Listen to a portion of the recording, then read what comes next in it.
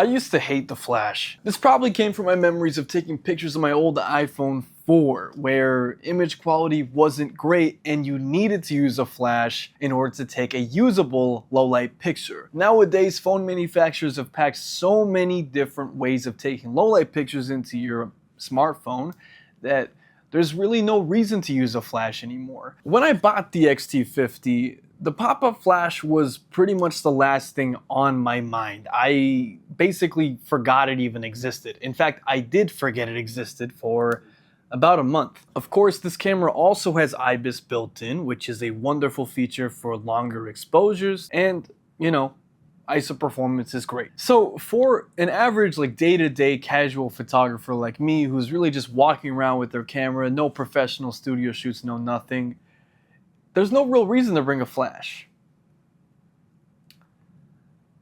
Until you get invited to a party.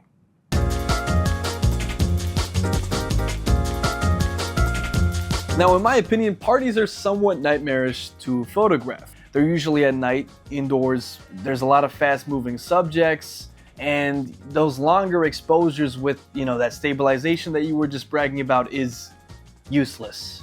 You're basically hitting the hard limit for what your camera can discern out of that very tiny amount of light hitting your sensor. So, in my eternal wisdom of having just gotten this camera without really any real experience of shooting it, I offered to photograph this man's entire party for him. Now, I didn't just do this out of the goodness of my heart. I am a deeply evil person. I wanted to solve some questions that I've been asking myself for a pretty long time about this pop-up flash. Is the exposure accurate enough for me to just pop it and take a picture? There's going to be a lot of contrasting skin tones, so I want to see, can it handle different skin tones, even side by side? 2, battery life. I only brought a single battery to this party, and we're gonna be there all night. A flash takes a lot of energy, and I'm not sure if this camera can survive this whole night on one battery. Let's see. The last one is kind of hard to define, but can I stylistically, as a flash hater, adapt to having to use the flash for pretty much every single photo? Not only that, but these photos have to actually be kinda decent because, well, if I don't get these photos off to this guy and he doesn't like them, well, I'm not getting invited back to these guys' parties. Let's see how I did. So for the first question, exposure, yes, this is tough. I mean, the camera's really doing its best. You can see that lighter skin tones are getting a little overexposed and darker skin tones are a little underexposed.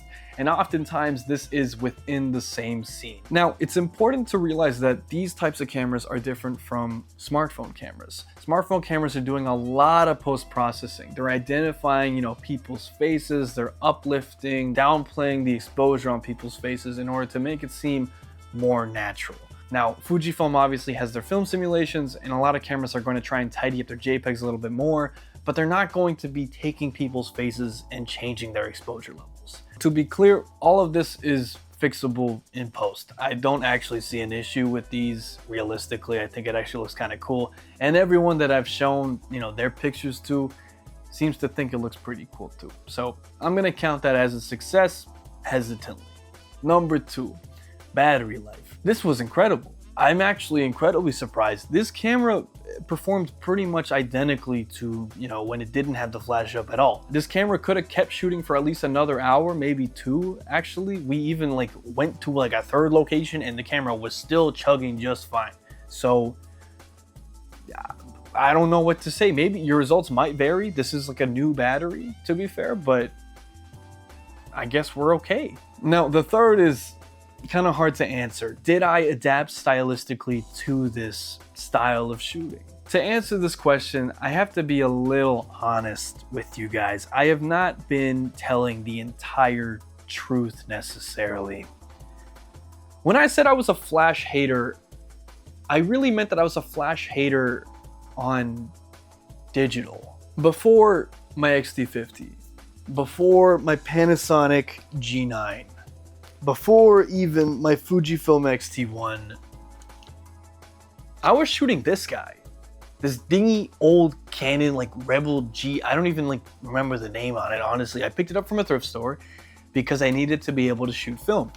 And it came with this dingy old 35 to 80 millimeter lens. What a weird focal length. And it taught me how to use a flash. With film, you really have to learn the limits of what light can do for you.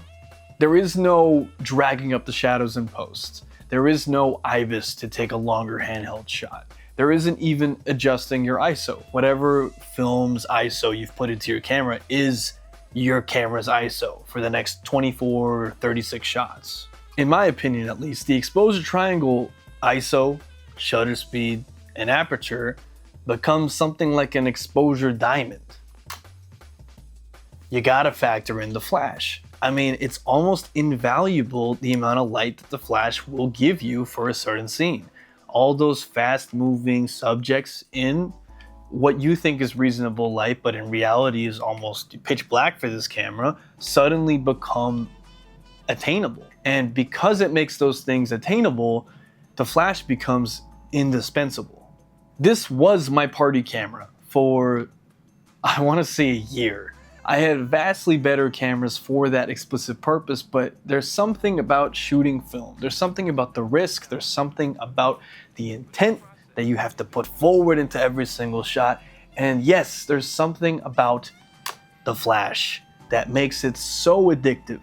And the funny thing about it is that I didn't care. I still did not give a single damn if my next camera had a pop-up flash because I didn't realize what the flash was doing for me. I really just thought it was the film that was so cool about it. And that's a big reason why I still shoot Fujifilm is because of their film sims. But I have to give credit here. A lot of the reason why these shots look so good, to me at least, is that flash.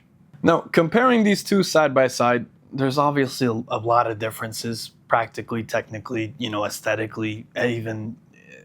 I'm not gonna say that they're the same camera. I'm not gonna say that like my shooting style is the same. It's very clearly not.